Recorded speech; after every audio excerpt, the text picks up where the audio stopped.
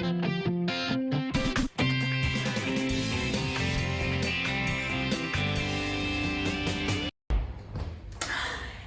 you! Although House Hunters International Birdie told me that you, yes you, are looking for an apartment in Paris in a pandemic. Is that true? Well, you have come to the right place, my friend, because your girl just got one 3 months ago and I am a living proof that it's not mission impossible to do so. So come on in. I just got back from the grocery store. I got a fully stocked fridge for you to get a little snack on, and I'll tell you everything I know about buying an apartment in Paris.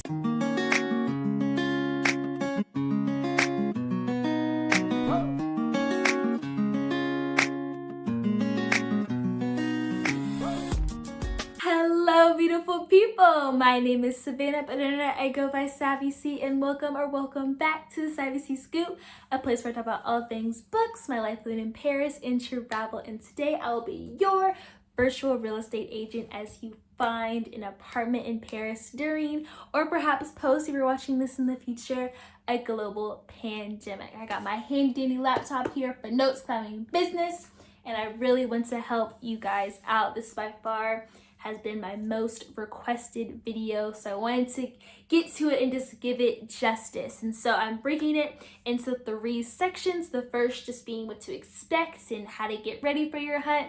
Second being, things and places to look for, tips, hacks, tricks.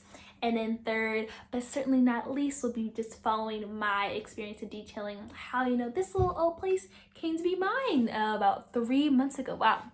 Time's flying. So I will have the time stamps in the description box below. Feel free to skip ahead and just cater this to your needs. So let's get into this thing. First up, I'm going to take you guys through preparation for your hunt and what to expect out of Parisian apartments. So assuming I'm speaking to most of you who are my fellow Americans, you're used to and are accustomed to just large open spaces. Someone told me that Americans build out and Europeans build up, and I feel like that's very true of now me being here for 3, almost coming on 4 months. And just keep in mind that spaces are smaller here, more efficient, more effective, I feel, in the sense of, a lot of nooks and crannies and great storage space, but smaller. So just keep that in mind, that you're not going to come in with a 1,600 square foot apartment, unless you have the budget for that. But it's going to cost a pretty penny to get, something that would be equivalent to, I went to school in Texas, so like a downtown Dallas apartment. So to keep that in mind. Also, 2 things that I did coming in, I really strongly recommend for you: have your max top budget number set, good to go. Before you even remotely open a tab, before you really start your hunt, have a set max number. So crunch your numbers, whether that be weekly, monthly, twice a year, biannually, annually, whatever you do to break down your finances. For me, I do it on a monthly budget. I recommend that, but hey, your pocket, your finances, do you, girl. But for me, I do it on a monthly basis. So I had my monthly number of like my max rent. Like, this is the absolute highest I will pay for rent. Have that in mind, so you can just really just weed out and narrow down your choices, so you're not just grasping for anything that like catches your eye. Then next, I would say make a list of non-negotiables. Now for me, I kept mine at 3 because I just knew that there wasn't going to be, this place is kind of perfect, but there is no perfect place. You're not going to get everything you want out of one place, but there are key things, like 2 to 3 things that I feel like we all really want. And I suggest 2 to 3 things too, especially on your budget.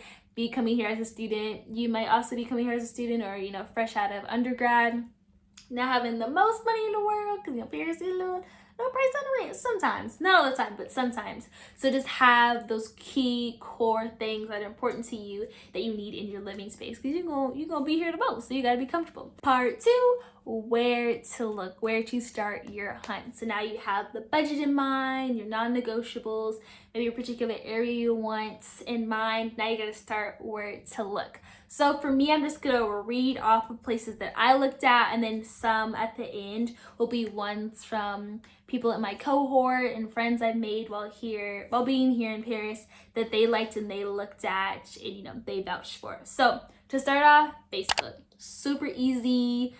Joining Facebook groups, it is a universal tool, relatively speaking, that, it has a lot of people, at least it's in very much here in France. Some of the groups I joined was Apartments in Paris, long-term and medium-term, RentalExpats, Paris rooms and flats to rent, Paris Appartement, Chambre, Colocation, housing in Paris 2020/2021. Anything along those. So, type in various keywords like that, join the groups. Some of them ask you questions, some don't, and just say like, hey, I'm explaining the situation really quickly, looking for this type of place. And then, more, I've never been denied for one. So yeah, I think it's just all, free for all, right? May the odds be ever in your favor. Keep going with that Hunger Games reference. Now here are just some quick pros and cons. Pros of Facebook: it's accessible. You can really, peep the vibes, get the energy going.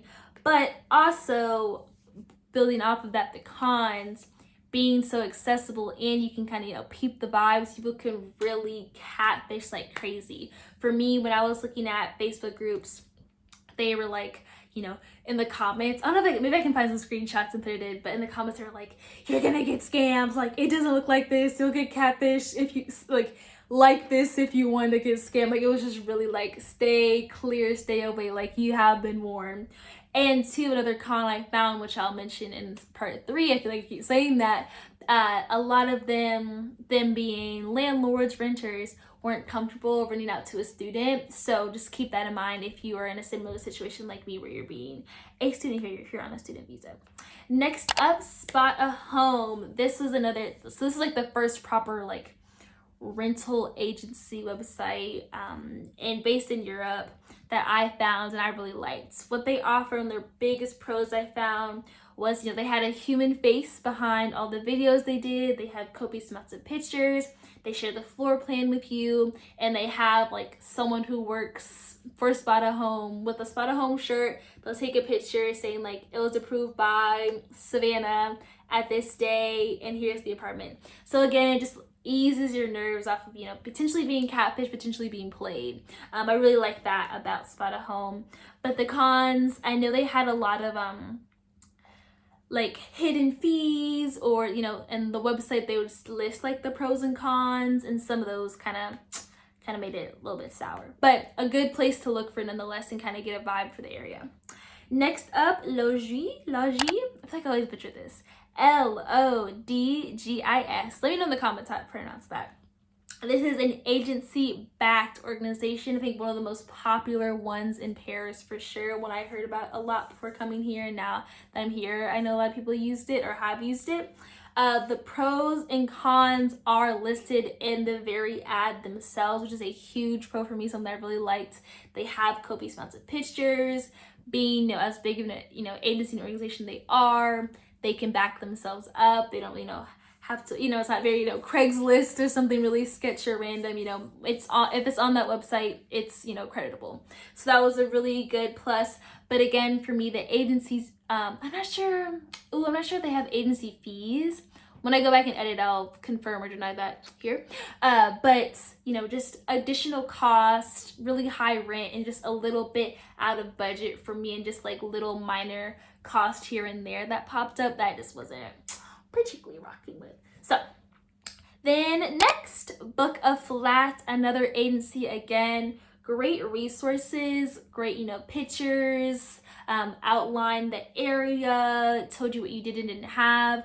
A lot of things with Book a Flat gave you kind of like, not, I want to say American comforts, but just reassured your thinking, reassured your mind of like that you're good, you'll be in good hands if you move to this place. It's been thoroughly checked out, nice amenities, all the bags and tricks, all of that stuff. So that was good.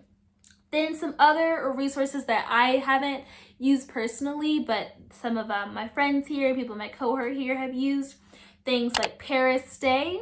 And I'll be sure to put pictures and videos and all that jazz up, and I'll link things in the description box below, of course. Paris Attitude, Morning Croissant, Studapart, and then if you need a guarantor, you can go to garantme.fr/en for the English version. I butchered that. Again, I will put all this up on the screen. I'm so sorry. But these are just other sources for websites. Or what am I saying? These are other websites that provide sources for housing, for places to look at. Also too, for this step, I really advise you, if you can, ask for videos or ask for FaceTime calls when it comes to touring, because it's really hard to fake a video. Because for pictures, I've learned while looking through a lot, you can really angles. It's all about the angles. It's all about the angles, girl. So you can make a space that, is this small, look this small. If you I don't know, but okay, let's say this is the camera, right? You take a picture of this here, but then you zoom in, or you tilt it to the side, or you bring it over here, or you put it against that. It looks different than is. But videos, it's really hard to fake videos, right? So I urge you to ask for that. Ask for videos, so they can't really gyp you. It's hard to fake that until it gives you an idea of the space.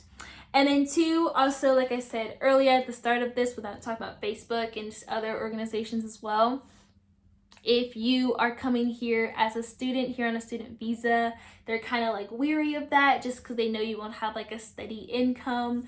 But you can also get a French guarantor through that website, or just look other places, because there are some landlords who are willing, like mine. Perfect segue. So here we are to part 3 of the video, how I, yours truly, Savvy C, found her little apartment in the 16th. So my journey, it was a lot. I first was I'm just gonna find an apartment by myself, solo dolo, no backup, no help. I knew if I did it through my school, the American University of Paris, there'd probably be, some school red tape I had to go through, and, all this paperwork, all this blah, blah, blah, blah, blah. I just did not feel like that. I was 22, or still am, but coming in, I was I'm 22, I won't go wrong. I'm in grad school, I have to do all that. Because coming from college right away, I just immediately thought of my undergraduate housing office. I was I never want to deal with that ever again. But thankfully, it was not like that. So after going through those websites, like I just mentioned, going through Facebook groups, getting denied after denied after denied, I was hurt. It became evident to me that it was time for me to get a move on and just go to the AUP database. So I'm looking at my notes here to get the timeline right. So I got here September 15th. That is when my flight landed at Charles de Gaulle. And from August 4th to August 10th of this year, graduate students at AUP were given first dibs to, again, I'm going to use this Hunger Games reference to, a slight Hunger Games, first come, first serve. So they had this database full of apartments, of, rooms, single rooms, flats, people looking for roommates, that of landlords that are comfortable and don't mind renting to AUP students. Now, they do say in little fine print, and the housing counselor will tell you as well, that they do sometimes the landlord puts the listing on other websites, so it's not just strictly to AUP, but for the most part, I feel it is exclusive to AUP, but not 100% exclusively, so keep that in mind. But, so you go through the database, and you picked your top 3, I want to say. Oh, I didn't put on here. I want to say it was my top 3 or top 5. Less than 5 for sure. Less than one hand. And I looked through the database. I would write down the ID number. You can look through, see details about, its location, the bedroom details, the size of the place, how much rent will be, what's included in rent, what isn't, things just little, details as any place would. And then you send in that list to the housing office, that you fill out a form with them, a Google Docs form. You send it in to them, and then from there, you have an online meeting with someone in the housing department. There's only 3 or 4 of them, not too many, pretty small school.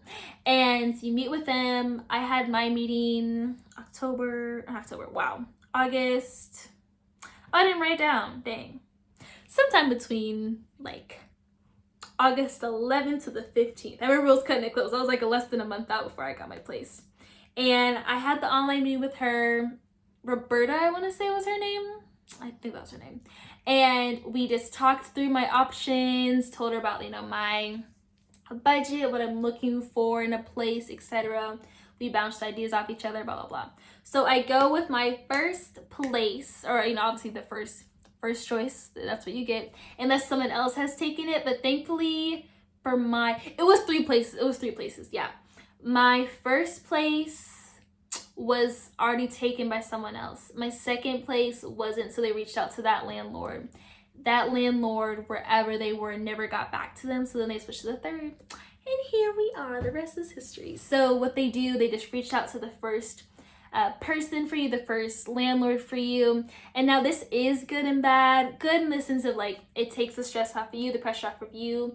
Maybe more than likely, if they don't speak English well, or maybe, you know, their French isn't, or their French is probably higher than yours, or if your French isn't too hot, they can, you know, remove that language barrier potentially for you and just, you know, talk business so you don't get gypped. So that's good. But then the con is like, you have no idea what's going on. You're just kind of sitting there like, well, here we are. So that's what happened with me with my first place. It was going to be the place on the 15th. Really liked it. Had this like gorgeous window view of the Eiffel Tower, like really what I wanted. At least what I thought I did. And so they reached out to the landlord on my behalf. They didn't answer it. And so it was just like, okay, on to the next one. On to the next one. Ended up being this place. You know, shouts to Roland. He got back to AUP right away. And, you know, real quick, things happened really fast. They told me that to book it, I had to pay the security deposit. Now, I didn't do that. I don't know, maybe I got away with something, maybe like, I really don't know what happened, but I kind of got away with that step. Me and, you know, so me and Roland, we here, that's my guy. So maybe, you know, our situation's a bit atypical, but thankfully we didn't have to worry about that, or I didn't have to worry about that. He was really lenient from the school, reaching out to him on my behalf. When he contacted them back, they then CC'd me on the email, introducing the two of us. And then from there, it is the responsibility of the AUP students to reach out to them, ask, you know, about paying rents, what method they prefer, about, you know, getting housing insurance, getting, you know, making sure your move-in day and everything, you know, contacting them and just getting all those things. So once that relationship or once that line of communication was open and we were introduced to one another, I asked them about me moving in, what things I should bring, about, I'm trying to think of what else. Yeah, just move in, what to bring. Oh, how we prefer, if someone, like if a landlord asks for cash, it's kind of a little sketch. I wouldn't go with that, just because you need, like, you know, need your receipt, girl. You always need receipts. So get receipts. I'd say that's kind of sketchy if you don't do that. But so like for me, I just pay like directly through direct deposit on a bank. It's probably the easiest. I would say that's the best way, so you both have a record of it. So, you know, if things go left, hopefully they don't. But just in case things go left, you're well documented of your proof of your time there. And then for a deposit, the security deposit to put down along with the first month of rent, or at least for me, it was a half. It was prorated. That's not the word. Prorated. Prorated. It was prorated. It's only paid half of the month of September since I got here literally on the 15th of September. And then I paid a full month of rent with a security deposit, which I'll get back within 3 months of me leaving here. That has been our virtual appointments with Savvy C Realtors. Hope you come again. Hope this was helpful for you. I'm so excited for you. Honestly too, through this process, like, I found how much I have like a weird affinity for real estate. It's so much fun. Like going through like apartment, like going through galleries, looking through like apartments, Google mapping like your address where you want to go. It's so great. It's so much fun. So you'll enjoy it. And I hopefully this video helped you, gave you some tips, gave you some ideas, gave you some, you know, resources to use while you go through your apartment hunt journey. Thank you all so much for watching. As always, I am sending my love to wherever you are in the world where you're watching this, and I will see you in the next one.